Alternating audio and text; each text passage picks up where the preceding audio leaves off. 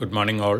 ഞാൻ Ramakrishnan DB MD and CEO of Sharewealth securities limited ആണ്. ഒപ്പം സെബി രജിസ്റ്റേർഡ് റിസർച്ച് അനലിസ്റ്റ് കൂടിയാണ്. ഈ ഓഡിയോ കേട്ടതിന് ശേഷം ഡിസ്ക്ലെയിമർ കൂടി വായിച്ചു നോക്കണമെന്ന് താല്പര്യപ്പെടുന്നു.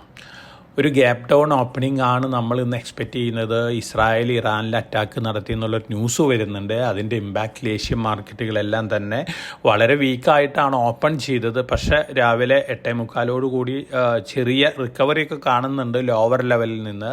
പക്ഷേ നമ്മളെ സംബന്ധിച്ച് അറൗണ്ട് 200 പോയിൻ്റ് ഡൗൺ ആയിട്ട് ഓപ്പൺ ചെയ്യാനാണ് നിഫ്റ്റി സാധ്യതകൾ. തീർച്ചയായിട്ടും ഇസ്രായേൽ ഇഷ്യൂ വഷളാവുകയാണെങ്കിൽ വീണ്ടും മാർക്കറ്റിലൊരു വൊളാറ്റിലിറ്റി ഒക്കെ വരാനുള്ള ചാൻസസ് കൂടുതലാണ്.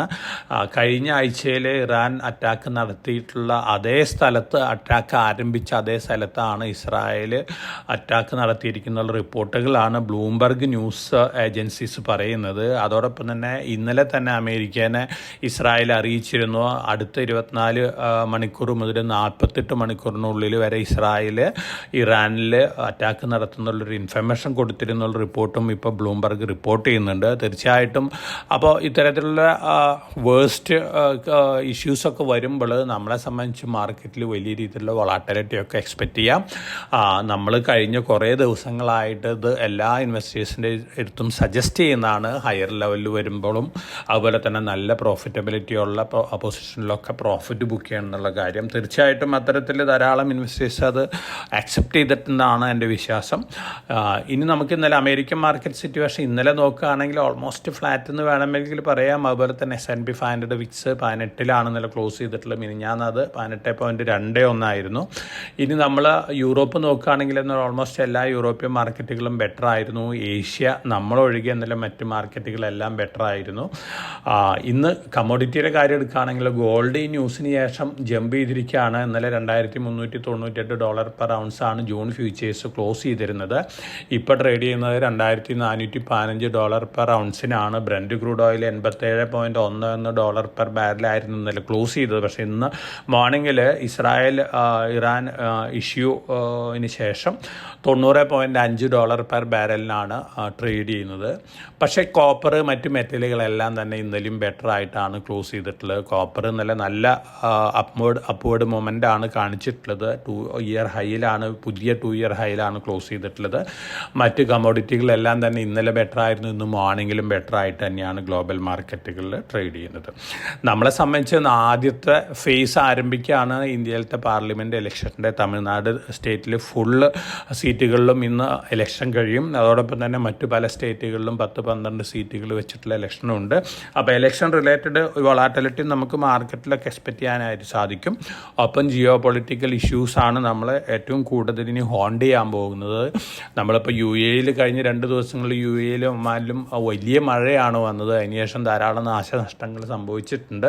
ഇതും നമ്മൾ അഫക്റ്റ് ചെയ്യുന്ന കാര്യങ്ങളാണ്. മിഡിൽ ഈസ്റ്റിൽ എന്ത് ഇഷ്യൂസ് ഉണ്ടായി കഴിഞ്ഞാലും നമ്മൾ അഫക്റ്റ് ചെയ്യുന്ന കാര്യങ്ങളാണ്. അതുകൊണ്ട് തന്നെ വളരെ സൂക്ഷിച്ചിട്ട് മാർക്കറ്റിൽ മൂവ് ചെയ്യണം.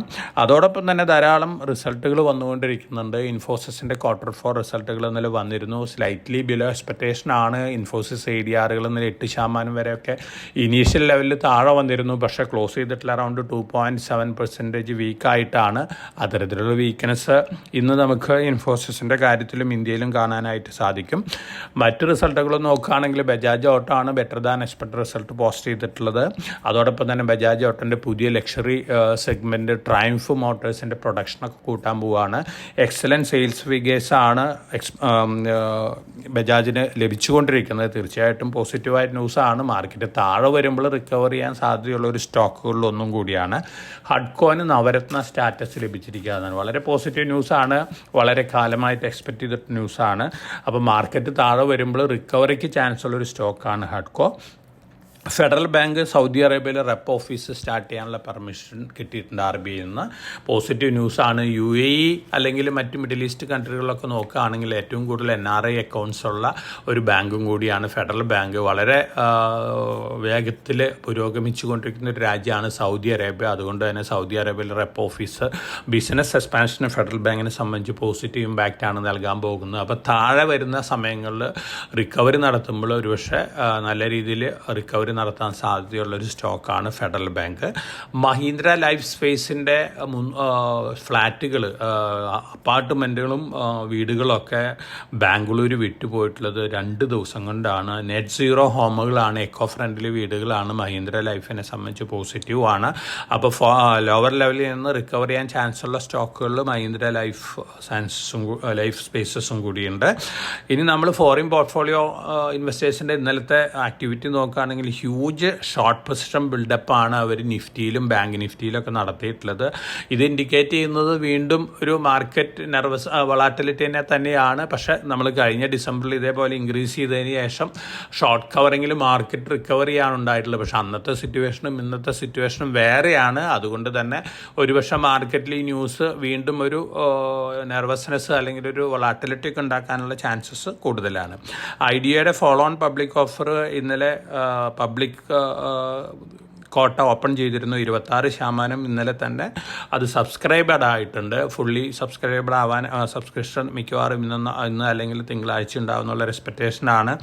ഇന്ത്യൻ രൂപി വീണ്ടും താഴേക്ക് പോകാനാണ് ചാൻസസ് കൂടുതൽ ഡോളറിന് അഗൻസ്റ്റ്. അങ്ങനെ വരുമ്പോൾ എക്സ്പോർട്ടിംഗ് കമ്പനികളെ സംബന്ധിച്ച് പോസിറ്റീവാണ്. പക്ഷേ പൊതുവേ അത് ഒരു ജനറലി ഒരു നെഗറ്റീവ് സെൻറ്റിമെൻറ്റ് ഉണ്ടാക്കാവുന്ന ന്യൂസാണ്. ടാൽബ്രോസ് ഓട്ടോൻ്റെ ജെവിക്ക് യൂറോപ്പിൽ നിന്ന് 1000 കോടി രൂപ വരെ ഓർഡർ കിട്ടുന്നുണ്ട്. ടാൽബ്രോസ് ഓട്ടോനെ സംബന്ധിച്ചൊക്കെ പോസിറ്റീവായിട്ടുള്ള ന്യൂസുകളാണ്. RVNL ഒരു ടർക്കിഷ് കമ്പനി ആയിട്ടൊരു JV വന്നിട്ടുണ്ട്. ഇൻഫ്രാസ്ട്രക്ചർ റിലേറ്റഡ് പ്രൊജക്റ്റുകൾക്ക് വേണ്ടിയാണ്. പൊതുവെ ടർക്കിഷ് കമ്പനികളാണ് മിഡിൽ ഈസ്റ്റിലൊക്കെ ഏറ്റവും കൂടുതൽ ഇൻഫ്രാസ്ട്രക്ചർ ബിൽഡ് ചെയ്തുകൊണ്ടിരിക്കുന്നത്. വളരെ എക്സ്പെർട്ടൈസ് ഉള്ള കമ്പനികളാണ്. ഈ JV RVNLനെ സംബന്ധിച്ച് ലോങ് റണ്ണിൽ പോസിറ്റീവ് ഇമ്പാക്റ്റ് നൽകുന്ന ന്യൂസാണ്. നെസ്ലെ കഴിഞ്ഞ 2 ദിവസമായിട്ട് നെസ്ലെ സെറിലാക്ക് പൗഡറിൽ ഷുഗർ ആഡ് ചെയ്യുന്നു എന്ന് പറഞ്ഞിട്ട് വലിയ ആരോപണങ്ങൾ പല NGOസും ഉന്നയിച്ചിരുന്നു. അതിൻ്റെ ഒരു ഇമ്പാക്റ്റിൽ ഇന്നലെ നെസ്ലെ താഴെ പോന്നിട്ടുണ്ട്. പക്ഷേ പൊതുവെ ഇത്തരത്തിലുള്ള ആരോപണങ്ങൾ വരുമ്പോഴൊക്കെ ഇത്തരത്തിലുള്ള കമ്പനികളൊക്കെ താഴെ പോവാറുണ്ട്. അതിനുശേഷം റിക്കവർ ചെയ്യാനാണ് സാധ്യതകൾ കൂടുതൽ. അപ്പോൾ അതിൻ്റെ എൻക്വയറിയൊക്കെ നടക്കുന്നുണ്ട്. അതിൻ്റെ റിസൾട്ട് വന്നതിന് ശേഷമാണ് നമുക്കതിൻ്റെ റിയൽ ഫാക്റ്റ് എന്താണെന്നുള്ളത് പറയാനായിട്ട് സാധിക്കുള്ളൂ. അപ്പോൾ ഇതൊക്കെയാണ് ഇന്നത്തെ ന്യൂസ്. നമ്മളൊരു വൊളാറ്റിലിറ്റിയോട് കൂടിയുള്ള ഗ്യാപ്പ് ഡൗൺ ഓപ്പണിംഗ് ആണ് നമ്മൾ എക്സ്പെക്റ്റ് ചെയ്യുന്നത്. ഇറാൻ ഇസ്രായേൽ ഇഷ്യൂ വീണ്ടും വഷളാവുകയാണെങ്കിൽ വീണ്ടും വൊളാറ്റിലിറ്റി ഒക്കെ വരാം. നമ്മൾ കഴിഞ്ഞ വീക്കിലി പോഡ്കാസ്റ്റിലൊക്കെ സൂചിപ്പിച്ച പോലെ, കഴിഞ്ഞ ദിവസങ്ങളിൽ സൂചിപ്പിച്ച പോലെ നിഫ്റ്റി 21,800 ലെവലിലേക്കാണ് ഇന്ന് എത്താൻ പോകുന്നത്. ഫർദർ വലിയ വീക്ക്നെസ്സും സെല്ലിംഗ് പ്രഷറൊക്കെ വരികയാണെങ്കിൽ 21,400 ഒക്കെ വരെ നിഫ്റ്റിയുടെ ലെവൽ വന്നേക്കാം. അപ്പോൾ വളരെ കോഷ്യസ് ആയിട്ട് മാർക്കറ്റിൽ മൂവ് ചെയ്യുക. പ്രോഫിറ്റബിലിറ്റി ഉള്ള പൊസിഷനിലൊക്കെ എവരി റൈസിൽ നിങ്ങൾ പ്രോഫിറ്റ് എടുക്കുന്നത് നല്ലൊരു ഡിസിഷൻ ആയിരിക്കും. ഒപ്പം വളരെ താഴെ വരുമ്പോൾ നമ്മൾ റെക്കമെൻഡ് ചെയ്തിട്ടുള്ള സ്റ്റോക്കുകളുണ്ട്. ഈ ഫാളിലൊന്നും കാര്യമായിട്ടുള്ള പരിക്കുകളൊന്നും പറ്റിയിട്ടില്ല നമ്മുടെ സ്റ്റോക്കുകൾക്ക്. അതുകൊണ്ട് അത്തരത്തിലുള്ള സ്റ്റോക്കുകളിൽ മാർക്കറ്റ് വളരെ താഴെ വരുമ്പോൾ long time point of view വാങ്ങാനുള്ള ഒരു ഡിസിഷൻ എടുക്കുക. അപ്പോൾ എല്ലാവർക്കും നല്ലൊരു ട്രേഡിൻ്റെ ആശംസിച്ചുകൊണ്ട് ഞാൻ ഇന്നത്തെ പ്രീ മാർക്കറ്റ് കമൻട്രിയോട് അവസാനിപ്പിക്കുകയാണ്. Thank you.